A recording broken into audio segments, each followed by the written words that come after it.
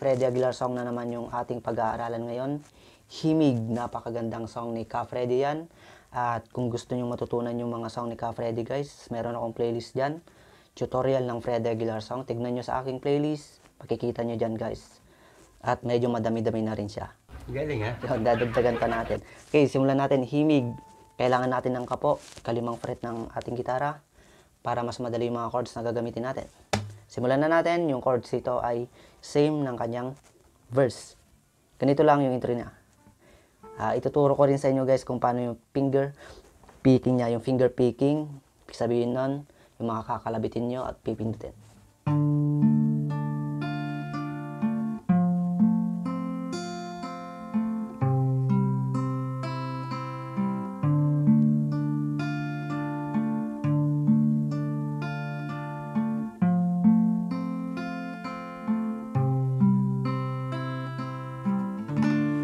Okay, tatlong chords lang naman yun. Ito. A minor, tapos C, then G. Ganito position ng ating G, guys. Wag muna natin gamitin yung position na G na ganito. Kasi, i-open natin yung second string dyan. Yung original na G, yung gagamitin natin yung ganito. Yung naka-open yung second string. Okay? Una, turo na natin kung paano yung pag-plucking dito sa A minor. Yan, pakita natin. Nandiyan na sa screen, guys. Yung mga number na yan ay, yan yung mga number ng string. Ito yung number 6, guys, ha. Yan, yung malaki.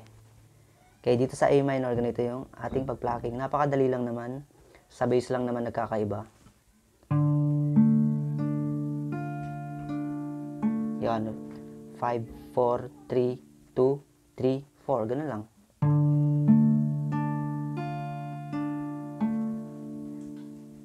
Then, lilipat ka agad sa chord ng C. Ganun din. 5, 4, 3, 2, 3, 4.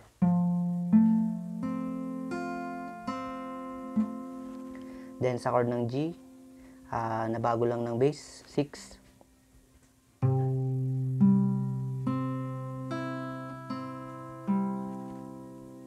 Tapos, babalik ka sa A minor.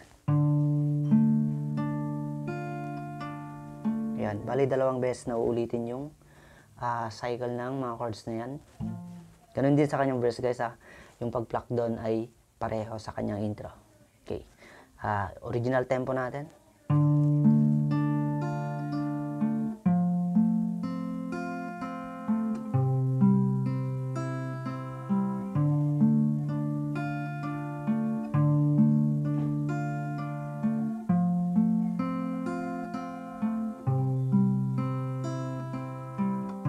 Okay. Then verse. Sana'y buksan mo ang iyong damdamin. Ang himig ay dinggin mo. Ito'y awit na inaalay sa'yo. Sana'y maibigan mo.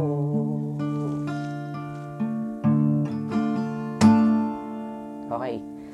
Then yung chorus nito guys ay pwede na natin siyang strumen. Ganito. Oh,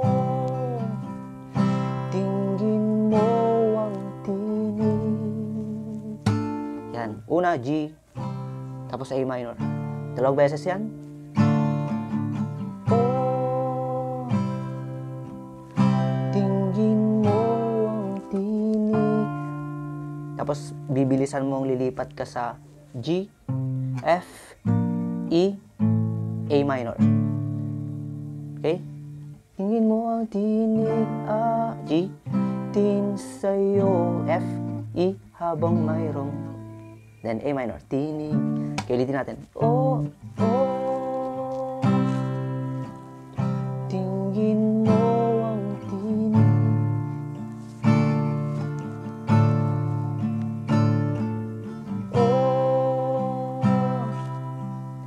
Tingin mo ang himig, aawitin sa'yo habang mayroong tinig. Then, balik ka sa pluck, guys. Sa plucking kanina. Kasi mag-second verse na doon. Ganun pa rin yung mga chords. Tugtugin na lang natin. Kantayin na lang natin. Sasali ng aking gitara sinta, hayaan mong mawitan kita habang ang buwan sa langit bata pa, ang bituin may ningning pa. Okay. Tapos ulitin mo ulit yung chorus guys. Dalawang beses kang magko-chorus doon. Oh, tingin mo ang tihig.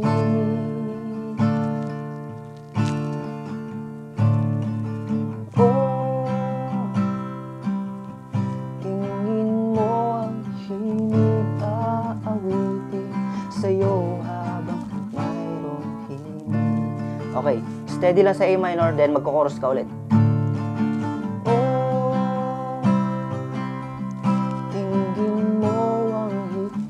Okay, yung pag-strum ko guys, down, down, up, down, up, down, down, up, down, up, down. Ano lang.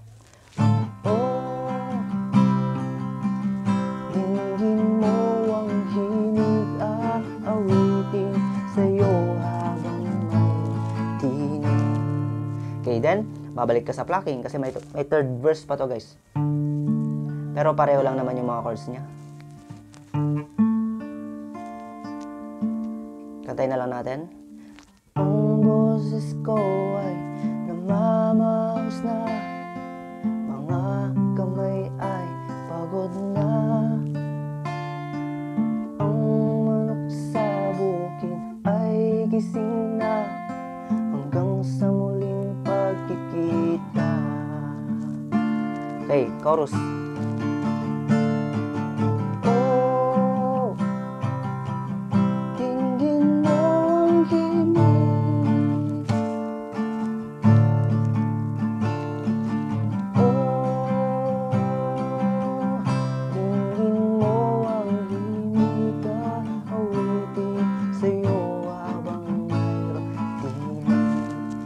Then, ulitin mo ulit yung chorus. Tapos, ang next na doon, guys, i-assume natin na natapos na yung last chorus niya.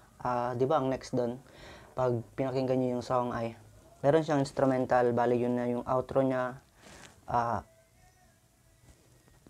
Ito yung mga chords niya, guys. Yan. Ganitong, paano siya tugtugin.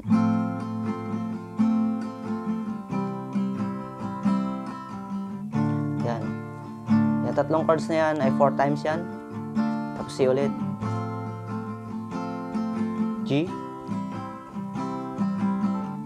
Then A minor. Okay, 4 times ito guys ha. Yan, bali pangatlo na yan. Ito na.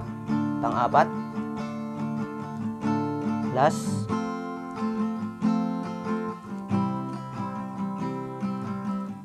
Tapos, mabilis kang mag-G, F, E, then A minor. Yan. Ganun lang kasimple guys yung outro instrumental niya. Okay? Ganun lang kasimple yung himig. Yun lang guys. Salamat. Bye.